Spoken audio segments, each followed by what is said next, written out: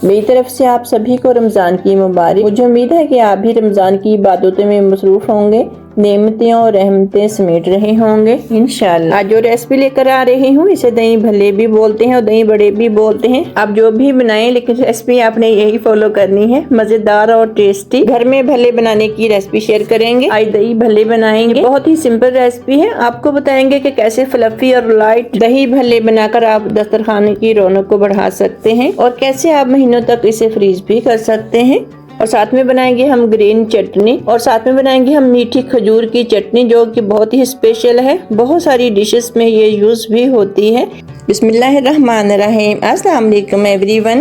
Time को waste नहीं करते, चलते हैं रेसिपी की तरफ। मैंने माश की दाल ली थी आधा किलो। इस दाल में डस्ट भी होती है, कंकरियां वगैरह भी होती हैं। तो पहले हम अच्छी तरह से दाल को चुन लेंगे, साफ कर लेंगे। फिर 3 से 4 पानी से धोकर अच्छे से हम इस दाल को भिगो देंगे। जैसा कि अभी मेरे पास सहरी हुई है, तो सहरी से पहले ही मैंने इस दाल को भिगो दिया है। तो इंशाल्लाह शाम को इफ्तारी के वक्त मैं भल्ले बनाऊंगी और साथ में दही भल्ले बनाने का तरीका भी आपके साथ शेयर करूंगी। जी मैं वेलकम कहती हूँ। सुबह मैंने सहरी के वक्त माश की दाल को 3 बार पानी से अच्छे से धोकर पानी में भिगो दिया था। 6 से 7 घंटे हो गए हैं दाल को भीगे हुए। आपको मैं दाल चेक करवाई देती हूँ। ये देखें, दाल बिल्कुल हमारी गली हुई है।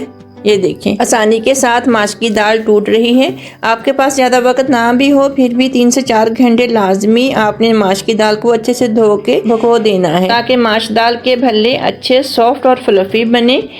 अब हम इसे ब्लेंड कर लेंगे। मेरे पास आधा किलो माश दाल है। इसके ऊपर से मैंने पानी कुछ निकाल दी है, कुछ पानी अभी माश की दाल में मौजूद है। ब्लेंडर जग में ज़्यादा दाल आपने नहीं ऐड करनी, वरना वो पिसेगी नहीं। थोड़ी थोड़ी दाल करके आप जग में डालकर ब्लेंड कर लीजिएगा।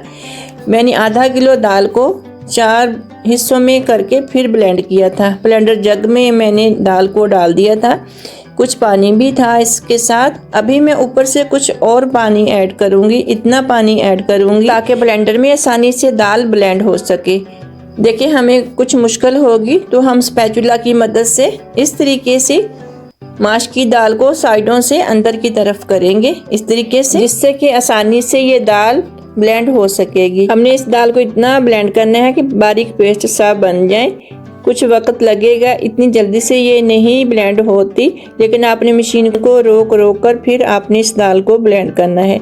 इस दाल को मैंने ब्लेंड कर लिए हैं। ये आप चेक करें कितना बारीक पेस्ट बना है। ये देखें, कोई दाना नहीं है, बिल्कुल पेस्ट की तरह बन गया है। हमें इसी तरह की दाल चाहिए, बिल्कुल बारीक है। हल्का हल्का सा दाना रह भी जाए तो अपने परेशान नहीं होना।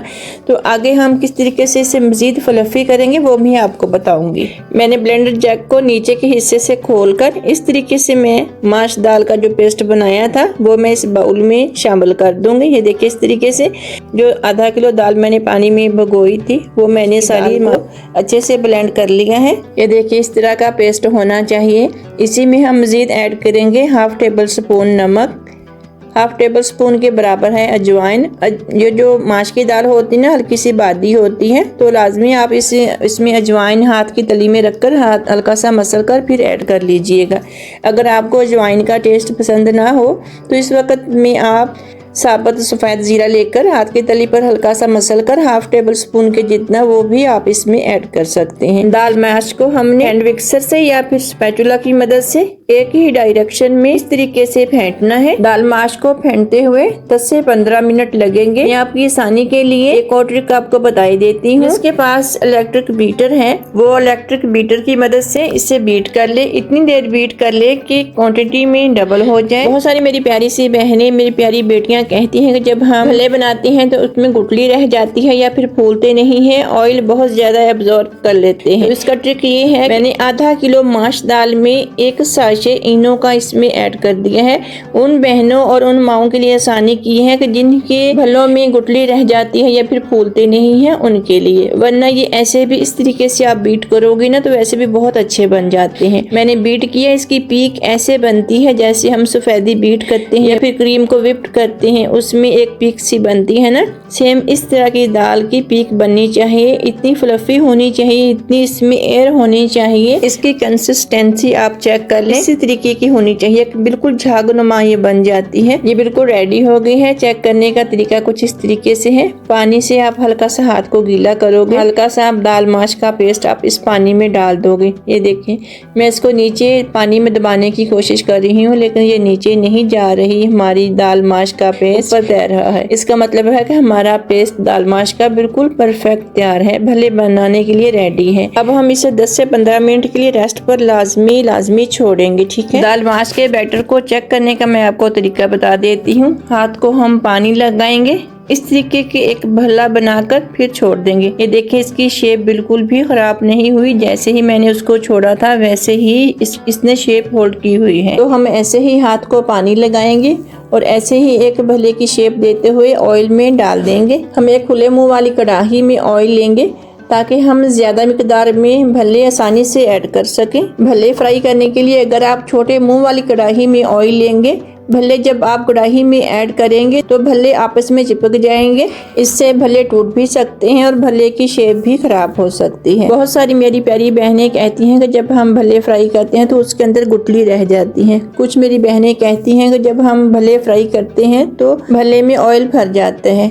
तो उसकी वजह यह है कि अगर हम हाई फ्लेम पर हाई ऑयल गर्म करके उसमें भल्ला छोड़ देते हैं तो वो अंदर से कच्चा रह जाता है, जो कि गुठली सी बन जाती है और ऊपर से क्रिस्पी हो जाता है। अगर आप मीडियम लो फ्लेम पर ऑयल को हल्का सा गर्म करके उसमें भल्ले को डाल देते हो तो भल्ले में ऑयल भर जाता है। इसलिए आपने मीडियम फ्लेम पर मीडियम ऑयल गर्म करके उसमें भल्ले को डालना है। इससे ना तो भल्ले के अंदर ऑयल भरेगा और ना ही भल्ले के अंदर कोई गुठली रहेगी, ना ही भल्ला अंदर से कच्चा रहेगा, बल्कि इसके अंदर हल्का सा इतना खूबसूरत सा स्पंज बन जाएगा। मैं आपको काट कर तोड़कर भल्ले को दिखाऊंगी कि कितना प्यारा इसके अंदर स्पंज बनता है।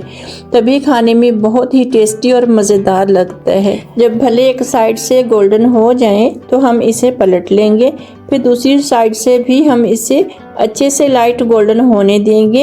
एक बार फिर देंगे, फिर हम इन भल्लों को निकाल लेंगे ऑयल से। निकालने के बाद फिर हमने इन भल्लों को एक छलनी के ऊपर रखना है ताकि जो भी इनमें ऑयल हो वो ड्रेन हो जाए। जैसा कि मेरे पास अफ्तारी का वक्त हो गया है तो मैंने सिर्फ आधा पाव के करीब माश की दाल के दही भल्ले बनाए हैं, बाकी के मैं बाद में बनाऊंगी। तो ये गोल्डन से हो गए हैं, मैंने निकाल कर छलनी के ऊपर डाल दूंगी भल्लों को। एक बाउल में हम पानी लेंगे और उसमें इन भल्लों को हम ऐड कर देंगे। मैं 3 लोगों के लिए भल्ले तैयार कर रही हूँ। अगर आपके पास गेस्ट ज़्यादा हो या फिर आपकी फैमिली बड़ी हो तो आप उस हिसाब से भल्ले पानी में डिप कर लीजिए, जितने आपने एक वक्त में भल्ले तैयार करने हो। माश दाल में नमक ऐड किया था, इसलिए मैं इस पानी में नमक ऐड नहीं कर रही। अगर आपने दाल माश में नमक ऐड नहीं किया है तो इस पानी में आप नमक ऐड कर ले। थोड़ा सा खुशबू के लिए हरे धनिया की पत्तियां ऐड करेंगे। ऊपर प्लेट रखकर मैं कवर कर दूंगी ताकि भल्ले अच्छे से बन जाएं। दही भल्ले के लिए हम खजूर की मीठी चटनी तैयार करेंगे, जो कि दही भल्ले की जान है। इस मीठी चटनी से ही दही भल्ले का जायका और फ्लेवर बहुत ही ज्यादा बढ़ जाता है। खजूर को अच्छे से धोकर फिर हम इसमें से गुठलियां निकाल देंगे। हम खजूर की चटनी इतनी आसान तरीके से बनाएंगे कि बच्चे भी आसानी से बना सके। एक ब्लेंडर जग लेंगे, इसी में हम 330 ग्राम खजूरें हैं जो ब्लेंडर जग में ऐड करेंगे। इसमें हम 200 ग्राम गुड़ है जो कि हम इसमें ऐड करेंगे। अगर आप चाहें तो 200 ग्राम चीनी भी ऐड कर सकते हैं गुड़ की जगह पे। 2 इंच का पीस हम नारियल का ऐड करेंगे। 1 इंच का पीस अदरक का ऐड करेंगे। टीस्पून का तीसरा हिस्सा हम नमक ऐड करेंगे। इसी में काला नमक भी हम 2 पिंच के बराबर हम इसमें ऐड करेंगे। सफ़ेद जीरा हाफ टी स्पून के जितना हम इसमें ऐड करेंगे और लाल मिर्च का पाउडर हाफ टी स्पून के जितना हम इसमें ऐड करेंगे। हाफ कप हम इसमें पानी ऐड करेंगे ताकि तमाम चीज़ें अच्छे से ब्लेंड हो जाएं। ये खजूर की चटनी हम बहुत सारी रेसिपीज के साथ यूज़ कर सकते हैं। इस खजूर की चटनी को हम समोसे, पकौड़े, चना चाट, गोलगप्पे और दही भल्ले में यूज़ कर सकते हैं। खजूर को हमने अच्छे से बिल्कुल बारीक पेस्ट सा ब्लेंड कर लिया है।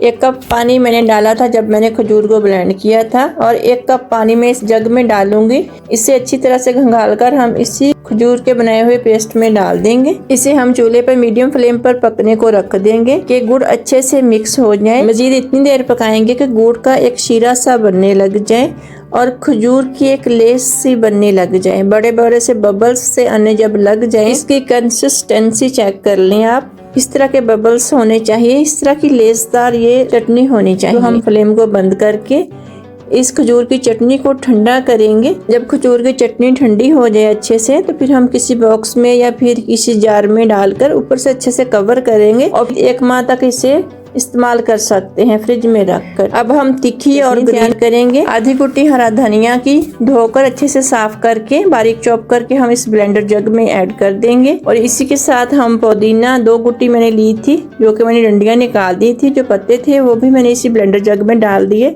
1 टेबलस्पून भर के मैंने सफ़ेद ज़ीरे का इसमें डाला है और 8 से 10 मैंने हरी मिर्चें मैंने इसमें डाली हैं। ठीक है, हस्बे जायका नमक यानी कि ½ टीस्पून के जितना मैंने नमक ऐड किया है और ½ कप मैं इसमें पानी ऐड करूँगी, जिससे आसानी के साथ ये तमाम चीज़ें ब्लेंड हो सके। अच्छे से बारीक पेस्ट बना लेंगे। 1 पाव के करीब हम दही एक बाउल में ले लेंगे। टेस्ट मुताबिक हम इसमें नमक ऐड करेंगे। बहुत सारे लोग चीनी वाले दही भल्ले खाते हैं, मगर मेरे घर में मेरी फैमिली चीनी वाले दही भल्ले नहीं खाती, मैं नमक ही डालती हूँ। इतना मिक्स करेंगे कि एक पेस्ट सा बन जाए और हैंड मिक्सर की मदद से हम अच्छे से इसे मिक्स कर लेंगे। एक और भी तरीका है, इस तरीके का आप बाउल ले लीजिए, इसके ऊपर मैंने छलनी रखी है, इसके ऊपर मैं दही डाल दूंगी स्पैचुला की मदद से। इस तरीके से हम उसको आहिस्ता आहिस्ता दबाते हुए इस तरीके से बहुत ही स्मूथ सा दही हमारा तैयार हो जाएगा, जो कि दही भल्लों में जैसा कि हम इस्तेमाल करते हैं। ये देखिए, अब हम बड़े सेव करने का तरीका बताऊंगी। एक जिप बैग मैंने लिए हैं और तमाम बड़े हम इसमें डालकर हम फ्रीज़र में रख देंगे। 1 माह के लिए हम स्टोर कर देंगे, जब भी ज़रूरत होगी हम इसे यूज़ कर सकते हैं। जो भले मैंने पानी में डिप किए थे, पानी में डिप किए हुए 10 मिनट हो गए हैं। अब हम इस तरीके से निकाल लेंगे। ये देखें, बहुत ही सॉफ्ट से बन गए हैं। हम हाथ पे रखेंगे, दूसरे हाथ की मदद से हल्के से हम दबाएंगे। इस तरीके से हम इसका अच्छे से पानी निकाल देंगे। देखने में आपको लगा होगा कि ये बिल्कुल ही पिचक बारीक हो गए हैं, लेकिन ऐसा कुछ नहीं है। जब हम इस भल्ले के ऊपर दही डालेंगे, ये फूलकर इससे भी डबल मोटे मोटे भल्ले बन जाएंगे। तो परेशान नहीं होना, बिल्कुल निचोड़ देना है, जो इसके अंदर पानी है वो निकाल देना है आपने। ठीक है, जो मैंने नमक डालकर अच्छे से मिक्स किया था दही, वो दही मैं इस भल्ले के ऊपर डाल दूंगी। अगर आप चाहें तो दही वाले बाउल में भी भल्ले डाल सकते हैं, लेकिन इस तरीके से आप सर्व करोगे तो देखने में भी खूबसूरत लगेंगे और खाने में भी बहुत मज़ेदार लगेंगे। और इन्हीं भल्लों के ऊपर हम चिली फ्लेक्स थोड़ी सी डाल देंगे और इसी के ऊपर हम चाट मसाला हस्बे जायका थोड़ा सा ऊपर डाल देंगे और इसी के ऊपर हम डालेंगे ग्रीन चटनी, जो कि हमने बनाई थी। बहुत ज़्यादा नहीं डालना, क्योंकि इसमें काफ़ी सारी मैंने ग्रीन चिली इस्तेमाल की हैं। थोड़ी सी ग्रीन चटनी हम इसके ऊपर डालेंगे और इसी के ऊपर जो कि मैंने अभी खजूर की मीठी चटनी बनाई है वो डाल देंगे। खजूर की मीठी चटनी और ये ग्रीन चटनी जान है इन भल्लों की। जायका और फ्लेवर इन्हीं चटनियों से ही बहुत ही मज़ेदार, बहुत ही सॉफ्ट, बहुत ही जालीदार हमारे दही भल्ले बनकर तैयार हैं। मुझे उम्मीद है कि आज की रेसिपी आपको ज़रूर पसंद आई होगी। अगर मेरे चैनल को सब्सक्राइब नहीं किया तो टेस्ट विद शाहिदा को सब्सक्राइब कर लीजिए। अगर मेरी रेसिपी अच्छी लगे तो लाइक ज़रूर करिएगा और कमेंट करके अपनी राय का इजहार भी ज़रूर करिएगा। मैं भल्ले का स्पंज आपको चेक करवा देती हूँ। ये देखें, भल्ले का स्पंज देखें कितना ज़्यादा ये स्पॉन्जी बना है, कितना जालीदार बना है, कितना सॉफ्ट बना है, कोई गुठली नहीं बनी, परफेक्ट बनकर तैयार हुए हैं। मिलेंगे एक और नई रेसिपी के साथ। आप अपना और अपनों का बहुत सारा ख्याल रखिए। अल्लाह हाफिज़।